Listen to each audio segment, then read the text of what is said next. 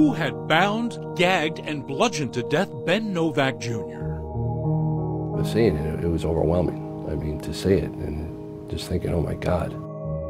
In this case, the detective's art of victimology would play a big role, finding out who the murdered person was, as well as the people in his circle of friends and families, his enemies. No, this is the address here. Detective Allison Carpentier, along with Detective Terry Wilson, would eventually piece together an unflattering family portrait.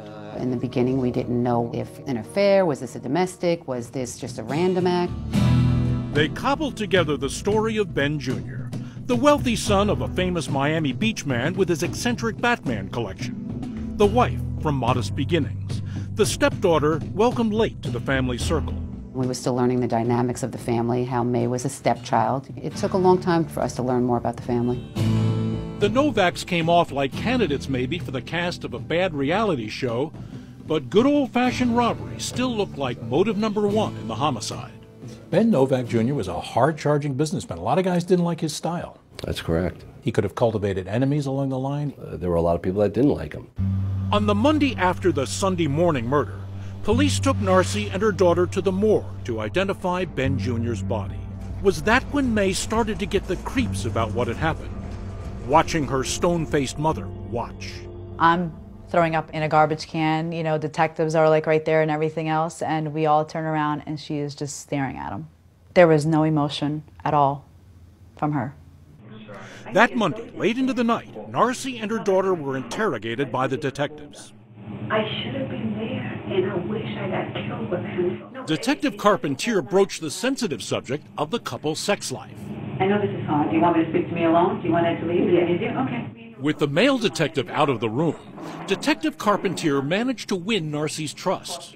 Narcy confided that Ben was into bondage. And when he lets you tie him up, does he like his hands behind his back or in front of him? He likes his hands in the back because... Now here he'd been tied up.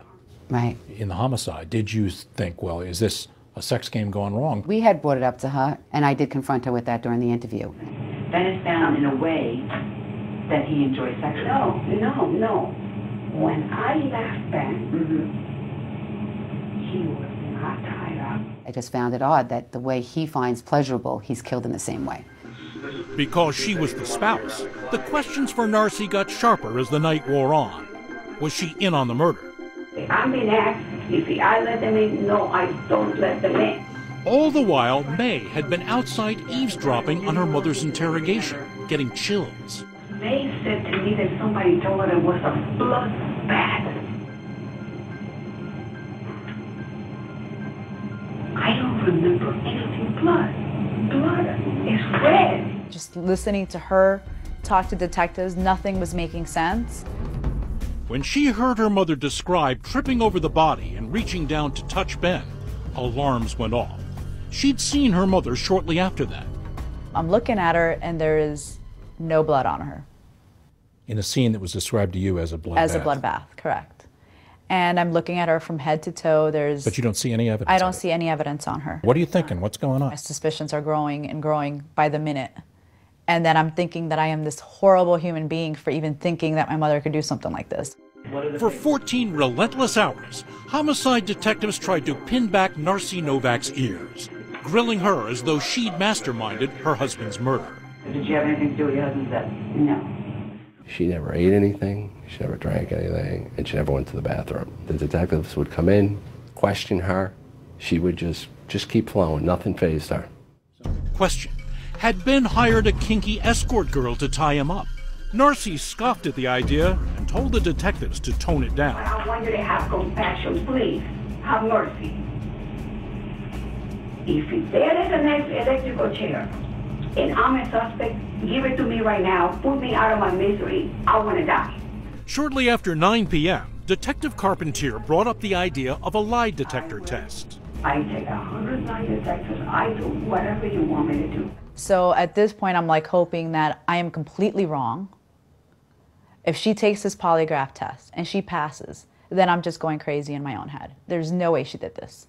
May also agreed that night to be polygraphed, but then Narcy got cold feet about taking hers. And the daughter is saying to her mother, what is wrong with you? Why don't you just take the lie detector test? What's the problem? The mother finally agreed to the polygraph. May would pass her test, but How did the lie detector test go for Narcy? It didn't go well. She flunked it all the way through. Yes. when the cops were finally done with the two of them for the night, May confronted her mother. I asked her to her face. What, did you have something to do with this? I did. I got in her face, and they had pictures of like the crime scene and stuff, and I smacked them in her face. You think your mother has killed Ben Jr.? I think she definitely had something to do with it. You know, I didn't think she did it herself personally. The cops had only started to peel back the many layers of the Novak family story. There was still so much about these people they didn't know. Turns out there were a few things May herself didn't know. But when we come back, she is about to find out. I see my mother coming at me with a crowbar. When Family Affair continues.